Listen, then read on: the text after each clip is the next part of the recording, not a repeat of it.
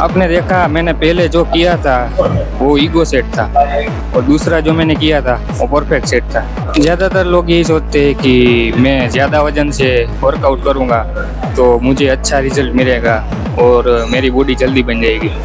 और जो तुम ईगो में एक्सरसाइज करते हो ना, उसमें इंजरी और तुम्हारी लाइफ बिगड़ने के बहुत चांसेस रहते हैं। और जो तुम कम वेट में जो अच्छा वर्कआउट करते हो ना, वो तुम्हें रिजल्ट भी अच्छा देगा, पंप भी अच्छा देगा और रिकवरी में भी कोई दिक्कत नहीं आएगी।